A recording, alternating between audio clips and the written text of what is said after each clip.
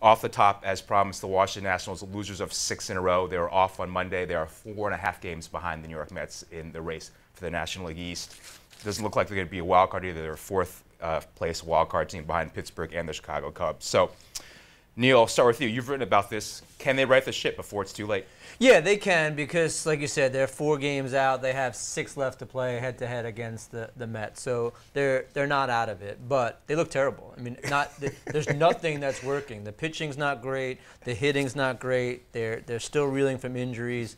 You know, Jason Worth could arguably be the worst batter in Major League Baseball that has a full-time spot right now.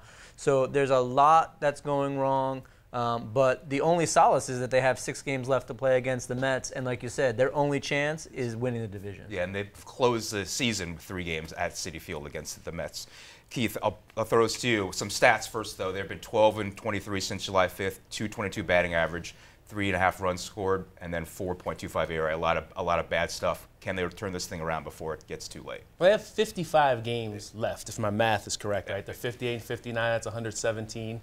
From 162. There's a lot of time left, and if they play well at some point soon, you know, maybe everybody forgets about this West Coast trip where they got swept by the Dodgers, got swept by the Giants.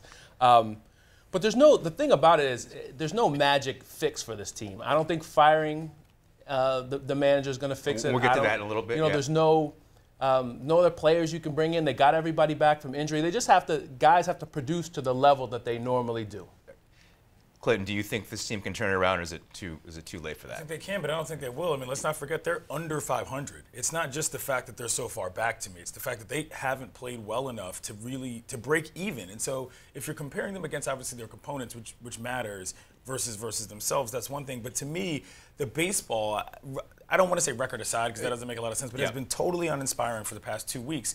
And you've got to think of something, I don't want to say larger than the game, but something has to happen within that clubhouse, I think, in order for them to realize that this is something that they want to do. Because right now they don't look good, the body language is bad, and you know the pitching is one thing, Jason Worth is another, but this is a team that, because they have not achieved that much as a unit before, might be just going into a hole because that's what they do, and that's just what the guys in the makeup of this team is. Neil, is it even more disconcerting that they have all their bodies back and they're healthy, maybe except for Denard Span, and yet they're still reeling? I mean, that's the troubling thing for Nats fans. It should be, don't you think? Yeah, this is a disaster. I mean, this is a complete disaster. You're talking about the preseason favorite to win the World Series. Not to say that they should have won the World Series, but they're, like Clinton said, they're not even playing 500 ball.